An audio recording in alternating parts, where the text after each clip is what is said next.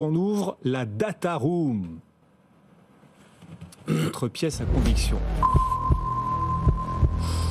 Pour comprendre certaines vérités de marché, la Data Room, c'est chaque soir, oui, avant la clôture.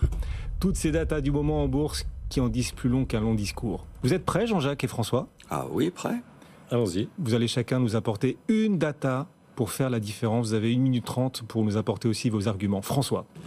Eh ben, ma data, c'est un chiffre, c'est le 13, c'est plutôt une date même, puisque ça va être c'est le jour des élections présidentielles à Taïwan. 13 ans. On va avoir 23 millions de Taïwanais qui sont amenés aux urnes pour voter pour leur prochain président. C'est un mandat de 4 ans, renouvelable une seule fois.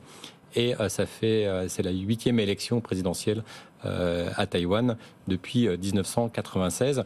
Il y a un peu de suspense, parce que on le sait, il y a quand même trois candidats. Là, pour l'instant, ce qui est donné favori, c'est le candidat du parti qui est aujourd'hui au pouvoir. Et donc, c'est un parti plutôt autonome. Et on voit, il y a une volonté, en tout cas des Taïwanais, de maintenir une sorte de statu quo. Mais l'équilibre, parfois, il est difficile à obtenir, puisque vous avez une velléité quand même de la Chine d'essayer de reprendre un petit peu voire carrément le contrôle de l'archipel. Oui. Et puis, bien sûr, il y a des indépendantistes qui veulent, au contraire, reprendre un peu plus de recul. Et donc, on voit que c'est pas simple. On a vu qu'en décembre, les États-Unis avaient accordé des ventes d'armes pour 300 millions de dollars. Donc, on voit que la tension, elle est palpable.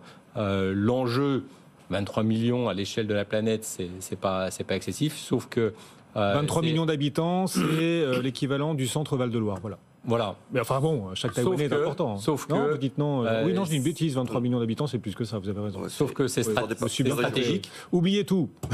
Sauf que c'est stratégique, c'est symbolique. Et que si jamais il y avait plus de fourniture de semi-conducteurs en cas de conflit, on pourrait se retrouver dans un scénario d'économie à l'arrêt, comme on a pu le voir éventuellement avec le Covid, parce que les semi-conducteurs, ça irrigue maintenant l'ensemble de l'économie, que ça va dans l'automobile, dans les PC, dans les smartphones, etc. Donc on ne peut pas se passer aujourd'hui d'approvisionnement à Taïwan.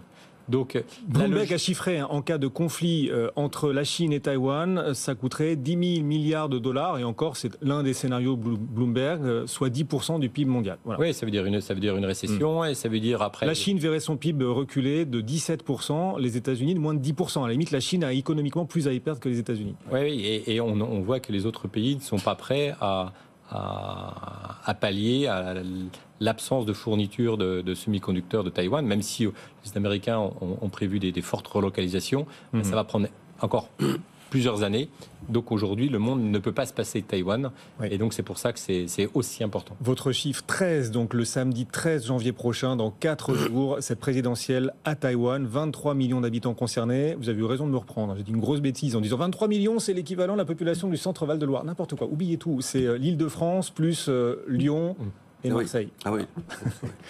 Effectivement, Taïwan a à peine 200 km de la Chine. C'est l'écart qui sépare la Bretagne de la Grande-Bretagne. Voilà.